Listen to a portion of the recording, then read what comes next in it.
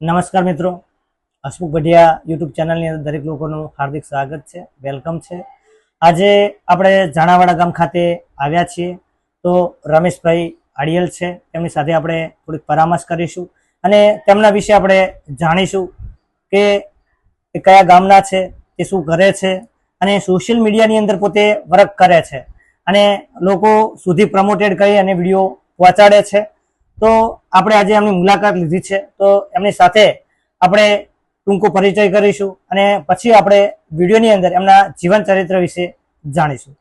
તો રમેશભાઈ, તમે યુટ્યુબ ચેનલની અંદર વેલકમ છે, સ્વાગત છે અને તમારું પૂરું નામ શું છે? મારું નામ છે રમેશભાઈ ભૂરાભાઈ અડિયલ અને હું ઝાણાવાડા ગામનો વતની છું। બરોબર। તમે ધારો કે હાલ સોશિયલ મીડિયાની અંદર તમારું પણ નામ બહુ ગુંજે છે, ઘણી વખત વિડીયા પણ હું જોતો હોઉં છું અને પ્રમોટેડ પણ તમે વિડીયા કરતા હો છો અવારનવાર। તો તમને સોશિયલ મીડિયામાં આવવા માટેની પ્રેરણા ક્યાંથી મળે? મને પ્રેરણા તો એમાં એવું છે કે પહેલા હું બહાર રહેતો હતો અને છેલ્લા 2 વર્ષથી હું ઘરે જ આવ્યો છું અહીં ગામમાં, અને પછી અમારે મિત્ર છે એમની જોડે હું ભેળો રહીને શીખ્યું બનાવવા માટે। એટલે થોડે છેલ્લા 12 મહિનાથી આપણે આઈડી થોડી ચાલતી થઈ ગઈ અને ત્યાંથી મને અનુભવ લાગ્યો કે આપણે આમાં સારું છે અને સાઈડમાં આપણે ધંધો છે કડિયા કામનો, કારીગરનો। બરોબર। એટલે સોશિયલ મીડિયામાં તો આપણે કોઈ હજી ચાલુ થયું નથી, પરંતુ જે છે કડિયા કામના લીધે આપણે ઘરનું ચાલે છે, ગુજરાન ચાલે। તમારો પરિવાર છે ખાસ કડિયા કામ તમે કરો છો અને તેના દ્વારા તમારું ગુજરાન ચાલે છે। અને ખાસ તો એ વાત કરીશ કે આપણા ગુજરાતની અંદર પણ એક ગુંજતું નામ છે હેતલબેન પરમાર, અને હાલ સાડી શોરૂમ પણ પોતાનો છે અને એની અંદર વિડીયોની અંદર પણ તમે ઘણી વખત રૂબરૂ મુલાકાત પણ તમે એમની લીધેલી છે। તો તમે ઘણી વખત હું જોઉં હેતલબેન નું પ્રમોશન કરતા હો છો, તો તમે શું કહેવા માંગો છો કે તમે હેતલબેન નું જે પ્રમોશન કરો છો, શું જે એના કારણે તમે ઘણા બધા વાયરલ પણ થયા છો, એટલે એના અનુસંધાને શું કહેવા માંગો છો? એટલે એમાં એવું છે કે હેતલબેન ના કારણે વાયરલ થયા, બરોબર। એટલે મેં એમના ક્લિપ એટલે ફોટા રાખ્યા ઉપર, એના માધ્યમથી મારે થોડા વિડીયો ચાલ્યા। પછી મેં હેતલબેન ની ત્યાં જઈને મુલાકાત લીધી, ભાગાભાઈ ની હેતલબેન ની। બરોબર। એ લોકો પણ પેલા મારી જેમ હું કડિયા કામ અત્યારે કરું છું, એ લોકો કડિયા કામ કરતા હતા। બરોબર। એટલે એમને મેં પરમિશન લીધું, એમને મને છૂટ આપી કે તમે લોકો વિડીયો બનાવી શકો, પણ કે સારા વિડીયો બનાવજો, ખરાબ વિડીયો મત બનાવશો, બધું વાંધો નહીં। અને ત્યાંથી આપણે વિડીયો ચાલુ થઈ ગયા રનિંગ, અને ત્યાંથી તમને પ્રેરણા મળી કે ના, સોશિયલ મીડિયા દ્વારા આપણને કંઈક ને કંઈક પ્રેરણા મળતી હોય છે। અને હાલ તમારા પરિવારની અંદર કોણ કોણ છે અને તમે એક જ કમાવા વાળા વ્યક્તિ છો, તમારી સાથે બીજા પણ કોઈ સોશિયલ એક્ટિવિસ્ટ તરીકે કામ કરીને રોજગારી મેળવો છો કે તમે ફક્ત જે કડિયા કામ કરો છો એના દ્વારા જ તમારું ઘર ચાલે છે? હું કડિયા કામ કરું છું, એના દ્વારા જ ઘર ચાલે છે આપણું।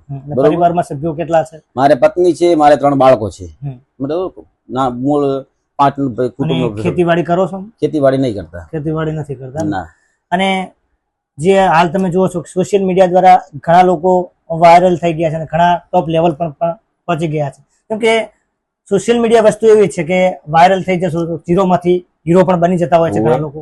અને ઘણી સોશિયલ મીડિયા દ્વારા તમે જુઓ છો કે તમે વાયરલ થઈ જશો તો લોકો તમારા વિડીયોને પ્રમોટેડ કરવા પણ બોલાવતા છે। તો તમે વિડીયો પ્રમોશન કરો છો?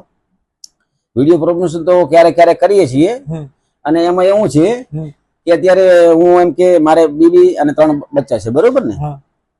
પણ મને ફિલિંગ કેવી આવે છે આ સોશિયલ મીડિયામાં આવે ત્યાર નહીં, બરોબર, કે હું મસ્ત છું એમ, એવું મારી રીતે, બરોબર। એટલે કે તમે સોશિયલ મીડિયા આવ્યા પછી તમને એવું થાય છે કે હું મારા સોશિયલ મીડિયા જીવનની અંદર મસ્ત રીતે જિંદગી જીવી રહ્યો છું અને મને પોતાને ખુદને આનંદ મળી રહ્યો છે, એટલા માટે જ હું વિડીયા બનાવું છું। તો આપણે રમેશભાઈ આડિયલ સાથે પરામર્શ કરી અને જે સોશિયલ મીડિયાને લઈને અને પોતાના જીવન જે ચાલે છે, ગુજરાન ચાલે છે, એના વિશે પણ આપણે પરામર્શ કરી। તો જે સામાન્ય લોકો છે સોશિયલ મીડિયા દ્વારા અલગ અલગ જે પ્રવૃત્તિઓ કરી રહ્યા છે અને લોકો સુધી પહોંચાડી રહ્યા છે, એને લઈને આપણે વિડીયો બનાવતા હોય છે અને લોકોને મદદરૂપ થતા હોઈએ છીએ। તો તમારા ઇલાકાની અંદર કે તમારા ગામડાઓની અંદર પણ કોઈ વ્યક્તિ હોય જે સામાન્ય ધંધો કરતો હોય અથવા સોશિયલ મીડિયાની અંદર આગળ આવવા માંગતો હોય, કોઈની પાસે કલા હોય, ધારો કે કોઈ સંગીતકાર હોય છે, લોકગીતો લખતા હોય છે, કોઈ ભજન ગાતા હોય છે, કોઈની અંદર બોલવાની સારી સ્કિલ હોય છે, અને તો અમારો સંપર્ક કરી શકો છો અને અમે તમને સોશિયલ મીડિયાની દુનિયાની અંદર આગળ લઈ જશું। તો ખાસ ને ખાસ આ વિડીયોને શેર કરજો, લાઈક કરજો, કોમેન્ટ કરજો અને ખુદના પ્રતિભાવ ચોક્કસ જણાવજો તેવી આશા રાખું છું। તો રમેશભાઈ, ટાઈમ આપવા બદલ આભાર, ખૂબ ખૂબ થેન્ક યુ, ધન્યવાદ।